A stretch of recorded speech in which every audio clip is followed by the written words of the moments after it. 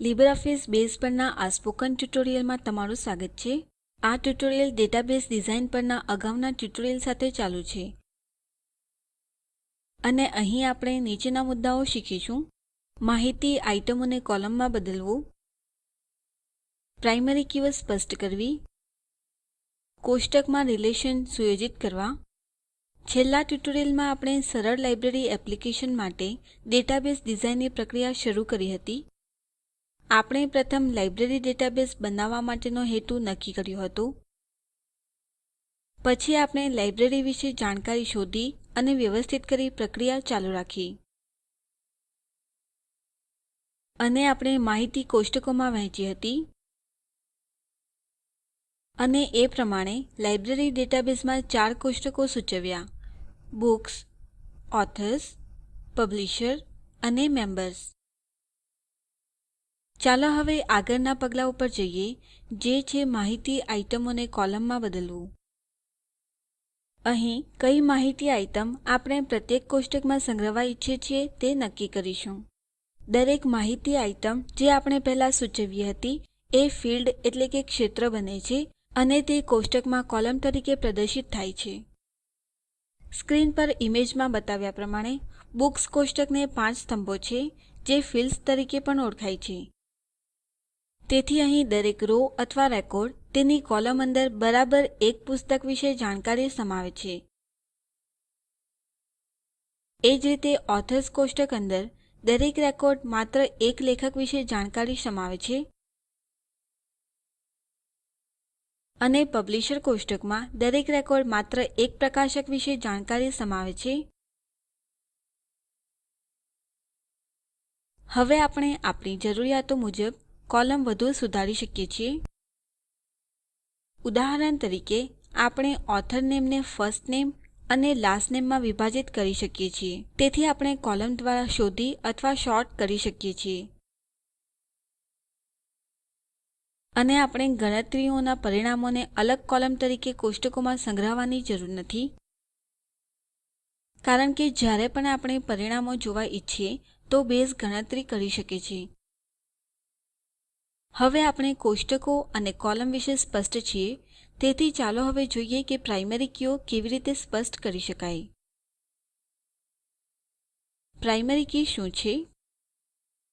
દરેક કોષ્ટકે કોલમ અથવા કોલમોના સમૂહનો સમાવેશ કરવો જોઈએ જે કોષ્ટકમાં અનન્યપણે દરેક રો ને સૂચવે છે.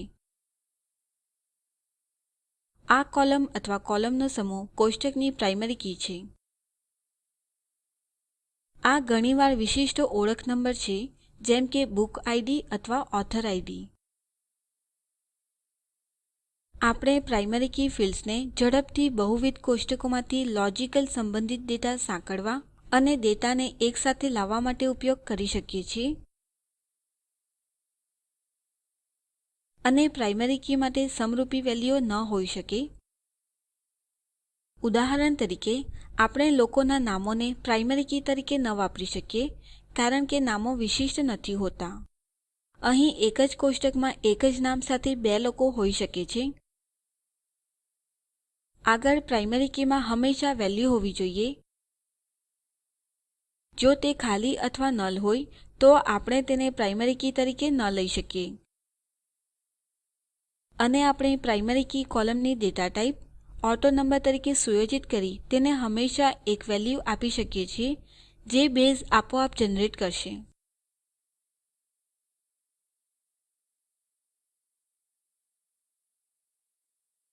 સ્ક્રીન પર આવેલ ઇમેજમાં બતાવ્યા પ્રમાણે આપણે આપણા કોષ્ટકો માટે પ્રાઇમરી કી નીચે પ્રમાણે સુયોજિત કરી શકીએ છીએ. બુક્સ કોષ્ટક માટે બુક આઈડી, ઓથર્સ કોષ્ટક માટે ઓથર આઈડી, પબ્લિશર કોષ્ટક માટે પબ્લિશર આઈડી. એ જ રીતે અહીં દર્શાવેલ નથી તે છતાં મેમ્બર આઈડી મેમ્બર્સ કોષ્ટક માટે પ્રાઇમરી કી રહેશે. અંતે કોષ્ટકોમાં પ્રાઇમરી કીઓ સુયોજિત કરીને આપણે એન્ટિટી ઇન્ટિગ્રિટી લાગુ પાડી રહ્યા છીએ. એન્ટિટી ઇન્ટિગ્રિટી એ ખાતરી કરે છે કે કોષ્ટકોમાં કોઈ સમરૂપી રેકોર્ડ નથી. તે એ પણ ખાતરી કરે છે કે ફિલ્ડ જે કોષ્ટકમાં દરેક રેકોર્ડ સૂચવે છે તે વિશિષ્ટ છે અને ક્યારેય નલ ન હશે. હવે આપણી પાસે 3 કોષ્ટકોમાં પ્રાઇમરી કીઓ છે, તો આપણે તેમને રિલેશનશીપ સુયોજિત કરીને બધાને એક સાથે લાવી શકીએ છીએ. બેઝ આ વિભાવના સમર્થન કરતું હોવાથી બેઝ એક રિલેશનલ ડેટાબેઝ મેનેજમેન્ટ સિસ્ટમ કહેવામાં આવે છે, ટૂંકમાં RDBMS. અહીં અમુક પ્રકારના રિલેશનશીપ છે જેને આપણે હમણાં જોઈશું. પ્રથમ આપણે જોઈશું one to many રિલેશનશીપ શું છે. ચાલો હવે દર્શાવેલ ઇમેજમાં બુક્સ અને ઓથર્સ કોષ્ટકોને ધ્યાનમાં લઈએ. એક પુસ્તક બરાબર એક લેખક દ્વારા લખાયેલ છે. હવે અહીં ઉદાહરણ છે જ્યાં 2 અથવા ઘણા લોકો એક પુસ્તકના સહલેખક હોય છે. પરંતુ આપણે આપણું ઉદાહરણ એક વ્યક્તિ એક જ પુસ્તક બનાવે છે ત્યાં સુધી જ મર્યાદિત રાખીશું. આપણા ઉદાહરણ સાથે આગળ વધતા એક લેખક ઘણા પુસ્તકો લખી શકે છે. તેથી ઓથર્સ કોષ્ટકમાં રજૂ થયેલ એક લેખક માટે બુક્સ કોષ્ટકમાં તે લેખક દ્વારા લખવામાં આવેલ ઘણા પુસ્તકો હોઈ શકે છે. તો આ છે one to many રિલેશનશીપ. અને આપણે તેને આપણા લાઇબ્રેરી ડેટાબેઝમાં દર્શાવી શકીએ છીએ. ઓથર ID જે ઓથર્સ કોષ્ટકમાં પ્રાઇમરી કી છે તે લઈ અને તેને બુક્સ કોષ્ટકમાં ઉમેરીને. તેથી બુક્સ કોષ્ટકમાં ઓથર ID ફોરેન કી તરીકે ઓળખાય છે. તેવી જ રીતે પબ્લિશર ID જે પબ્લિશર કોષ્ટકમાં પ્રાઇમરી કી છે, તેથી બુક્સ કોષ્ટકમાં ઉમેરવાથી તે ફોરેન કી બની જાય છે.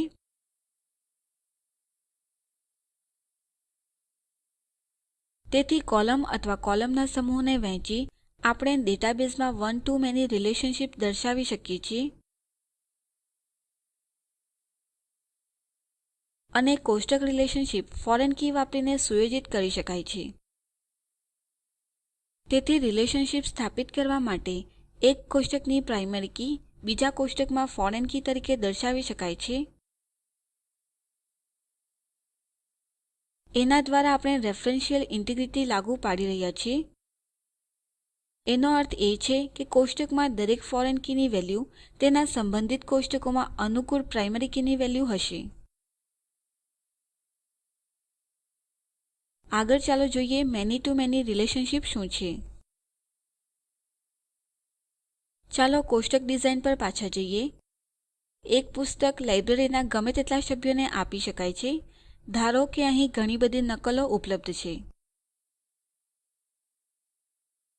તેવી જ રીતે એક સભ્ય ગમે તેટલી પુસ્તકો લઈ શકે છે, અવશ્ય એ ધારવા સાથે કે પુસ્તકો ઉપલબ્ધ છે.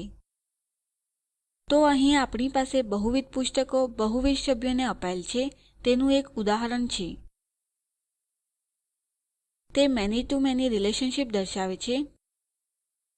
તો આપણે મેની ટુ મેની રિલેશનશીપ આપણા ડેટાબેઝમાં દર્શાવી શકીએ છીએ. ત્રીજું કોષ્ટક બનાવીને બુક ઇશ્યુડ કોષ્ટક જે જંકશન કોષ્ટક તરીકે પણ ઓળખાય છે. અને અહીં આપણે 2 કોષ્ટકો બુક્સ અને મેમ્બર્સ માંથી પ્રાઇમરી કીઓ બુક ઇશ્યુડ કોષ્ટકમાં દાખલ કરીશું. પરિણામ સ્વરૂપે આ બુક ઇશ્યુડ કોષ્ટક દરેક પુસ્તક જે સભ્યને આપવામાં આવે છે તેનો રેકોર્ડ રાખે છે. તેથી ત્રીજું જંકશન કોષ્ટક બનાવીને આપણે મેની ટુ મેની રિલેશનશીપ દર્શાવી શકીએ છીએ. અને અંતે વન ટુ મેની રિલેશનશીપ છે.